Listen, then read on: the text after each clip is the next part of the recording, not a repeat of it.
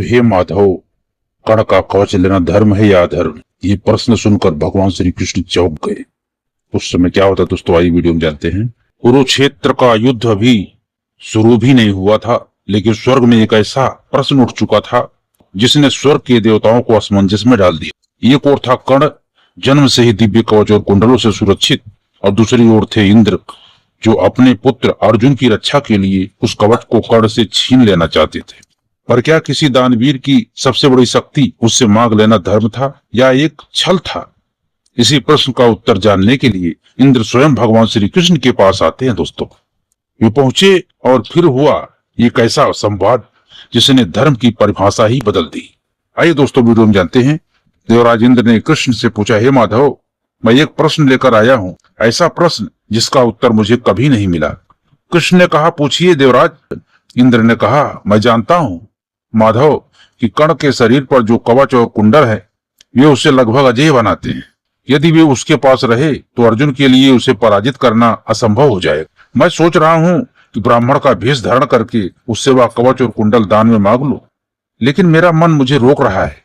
हे कृष्ण, मुझे बताओ, यह धर्म की रक्षा के लिए किसी धर्मात्मा का कवच छीन लिया जाए तो उसे धर्म कहेंगे या अधर्म? यह सुनकर कुछ क्षणों के लिए भगवान श्री कृष्ण मौन हो जाते हैं, फिर धीमे स्वर में बोलते हैं, देवराज, आपको क्या लगता है?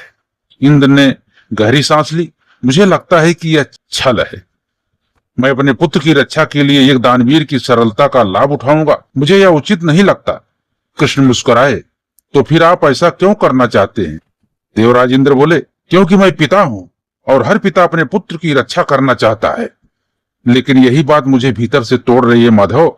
मैं देवताओं का राजा हूं, यदि मैं ही छल करूंगा तो धर्म का क्या होगा? कृष्ण की आंखें गंभीर हो गई। दोस्तों, देवराज, धर्म उतना सरल नहीं है जितना दिखाई देता है। कभी कभी धर्म और धर्म के बीच कोई रेखा नहीं होती, केवल कर्तव्य होता है। इंद्र चौंक पड़े। क्या किसी के साथ छल करना भी कर्तव्य हो सकता है? इस पर श्री कृष्ण ने कहा, यदि वह छल लाखों लोगों के विनाश को रोकने के लिए हो तो? इंद्र ने तुरंत प्रश्न किया, लेकिन कर्ण ने मेरा क्या बिगाड़ा है? वह तो दानवीर है, सत्यवादी है, वीर है, फिर उसके साथ ऐसा क्यों? कृष्ण कुछ क्षण के लिए मौन हो गए, फिर बोले, कर्ण महान है, इतना महान कि इतिहास उसके दान को कभी नहीं भूल सकता। लेकिन एक सत्य और भी है, उसने अपनी महानता उस व्यक्ति के चरणों में समर्पित कर दी है जो अधर्म के मार्ग पर चल रहा है। इंद्र ने कहा, क्या आप दुर्योधन की बात कर रहे हैं? यह सुन कृष्ण बोले, हाँ, जब दुर्योधन ने अन्याय किया कर्ण उसके साथ खड़ा रहा।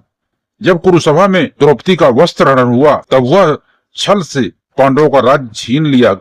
तब भी जब युद्ध टाला जा सकता था तब भी कर्ण हर स्थिति में दुर्योधन के साथ खड़ा रहा। देवराज, महान व्यक्ति का सबसे बड़ा अपराध उसके दोष नहीं होते, बल्कि उसका गलत पक्ष में खड़ा होना होता है।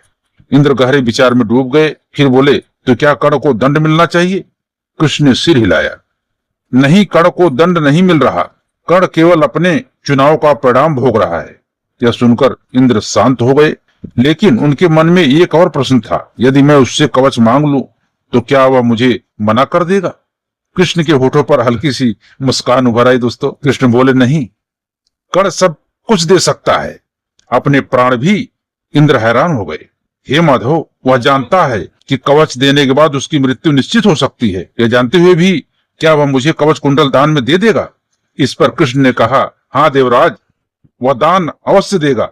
संसार उसे यूं ही दानवीर कर्ण नहीं कहता। इंद्र की आंखों में सम्मान छलक उठा। हे प्रभु, ऐसा मनुष्य तो देवताओं से भी बड़ा हुआ। कृष्ण ने उत्तर दिया, इसीलिए तो मैं कहता हूँ, कर्ण पराजित होकर भी विजेता रहेगा, और कई विजेता ऐसे भी होंगे जिन्हें इतिहास हारने वाला कहेगा।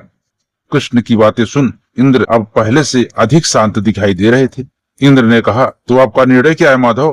क्या मुझे कर्ण से कवच मांगना चाहिए? कृष्ण ने आकाश की ओर देखा, फिर बोले, यदि आप देवताओं के राजा होकर यह दान मांगेंगे तो यह आपके लिए धर्म और अधर्म दोनों होंगे। धर्म इसीलिए कि आप अपने कर्तव्य का पालन करेंगे, और अधर्म इसीलिए कि आप एक निष्कपट हृदय का लाभ उठाएंगे। लेकिन याद रखिए, इस घटना के बाद सबसे ऊंचा कौन खड़ा दिखाई देगा? ना आप, ना मैं, ना अर्जुन, बल्कि कर्ण। क्योंकि जो अपनी मृत्यु को जानकर भी दान दे दे उसे कोई पराजित नहीं कर सकता। इंद्र की आंखें झुक गई। उन्होंने हाथ जोड़कर कहा, आज समझ आया माधव, कुछ लोग युद्ध जीतकर अमर होते हैं और कुछ लोग त्याग करके कृष्ण मुस्कुराए और कर्ण उन लोगों में से है जो मरकर भी इतिहास के हृदय में जीवित रहते हैं। स्वर्ग के राजा मौन खड़े रहे और उस दिन पहली बार इंद्र को अपने निर्णय से अधिक कर्ण की महानता का भार महसूस हुआ। तो मित्रों, आपको यह लगता है इंद्र का कर्ण से कवच और कुंडल दान में मांगना धर्म था या अधर्म? आप अपनी राय कमेंट बॉक्स में लिख कर जरूर दें। तो अगर आपको वीडियो हमारी पसंद आई हो दोस्तों, तो वीडियो को लाइक करें और चैनल में नए हैं चैनल को सब्सक्राइब करके बेल आइकन को जरूर प्रेस करें और हाइप का बटन दबाएं ताकि यह वीडियो सब तक जाए और सनातन धर्मावलंबियों को यह सब ज्ञान प्राप्त हो सके जो लुप्त प्राय है। गीता, भागवत, रामायण, महाभारत आज की पीढ़ियों के लिए बहुत जरूरी है, जिसका हम प्रचार प्रसार कर रहे हैं।